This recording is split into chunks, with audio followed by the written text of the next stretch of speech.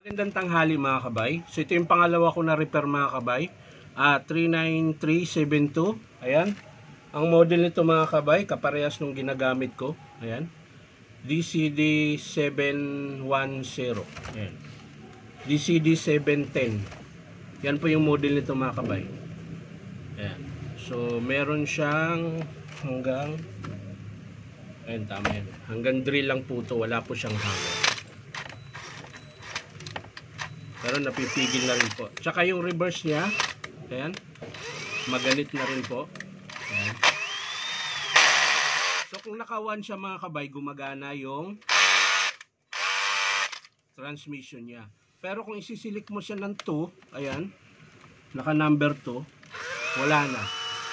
Ayan. Mandar na lang yung motor, hindi na naikot yung shock pag hinawakan mo. Ayan. Pag di mo siya hawakan, yan, umiikot. Ayan. Pag di mo hawakan yung chuck, umiikot. Pero pag hawakan mo lang kahit ganyan, hindi na. Ayan. Pero kung naka-1 siya, ayan, okay naman siya. Ayan. So, maaring dito sa selector niya ang problema. So, tara mga kabay, buksan natin. So, ayan mga kabay, natanggal ko na yung screw. Ayan, hindi ko na pinakita yung pagtanggal ng screw. Tsaka ito, naka-tape na rin. Ayan. Baka nalalaglag na lang siguro ito, kaya may tape. So, tanggalin natin yung tape mga kabay.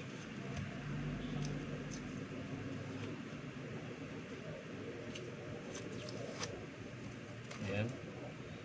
Yun yung tinip nung may-ari. Bakit kaya naka-tape? Hindi naman nalalaglag eh.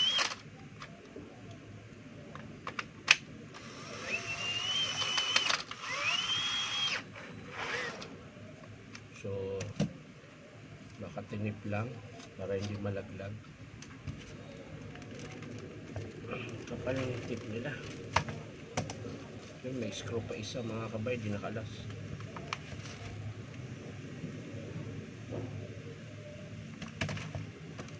So yan mga kabay, bubuksan na natin. Tayo pa rin.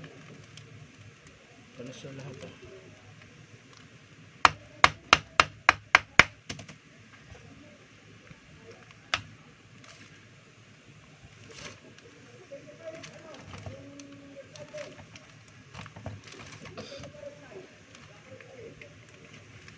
Sabihin dinikitan. Ayun.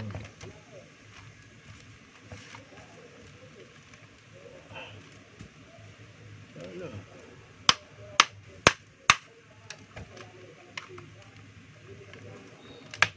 Ayun.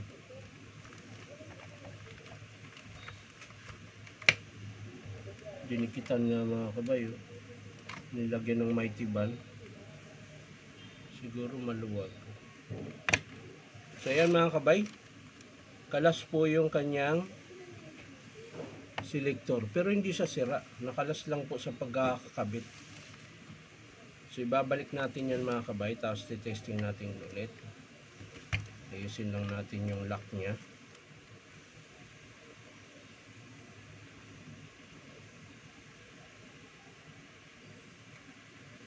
Masok ka na, yan. So natanggal lang po ito mga kabay, yan. Dahil kasi nakasuksok siya rito.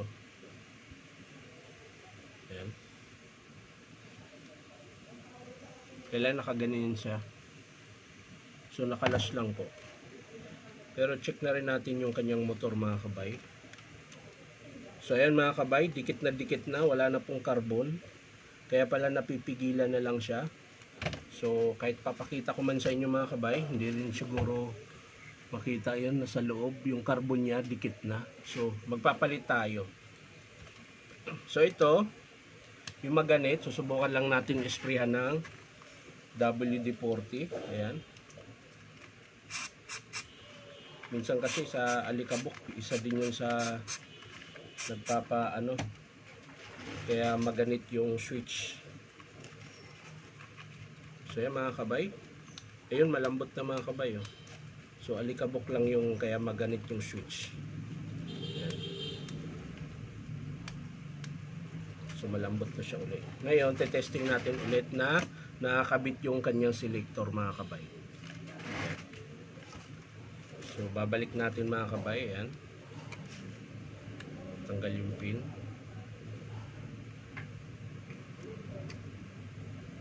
Yun.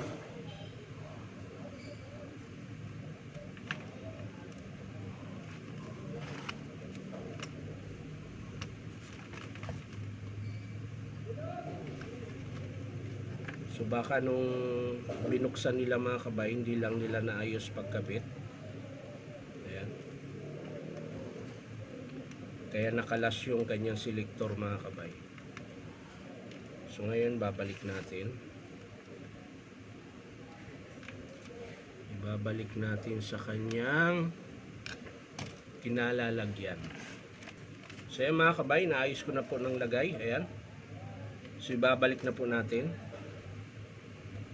At iti-testing natin mga kabay kung ganun pa rin ba.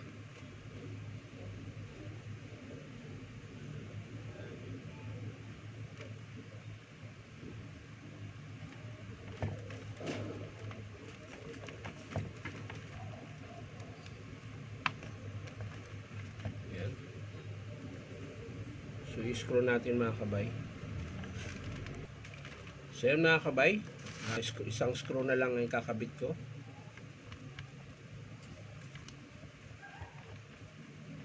So yan, iti-testing natin mga kabay. So ayan, nilagay na natin sa 2 mga kabay. Tingnan natin. Ayan, eh. So gumagana na siya mga kabay. Ayan.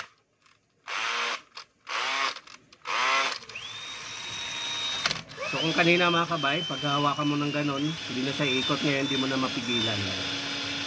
Pero kung tutuusin, mapipigilan mo to dahil maliit lang talaga siya. Pero gumagana na yung transmission niya mga kabay. Ayan.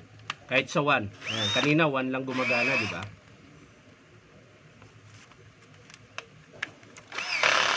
Ayan, oh. Gumagana na rin yung 1 tsaka yung 2. So wala pong problema sa kanyang transmission mga kabay. So okay pa. Ayan. So sa drill niya ganun din. So okay po yung drill niya.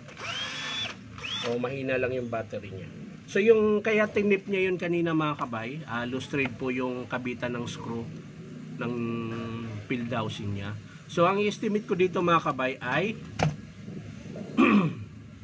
motor, manipis na po yung carbon niya. Assembly po kasi yung carbon sa motor, kaya motor po yung estimate ko.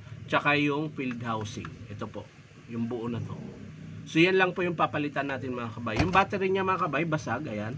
Pero gumagana pa naman, so bahala na yung customer kung gusto niyang papalitan ng bago. Pero gumagana pa naman, siguro hindi na siguro ko isasama. Depende lang sa kanya kung gusto niyang palitan. So ang estimate ko dito mga kabay ay motor tsaka field housing or motor housing. So yan lang mga kabay, maraming salamat sa panonood at palike and share na rin po. At syempre po, baka naman po pwedeng subscribe niyo po ito aking YouTube account na Hinom Tabay. So maraming salamat mga kabay. Bye bye.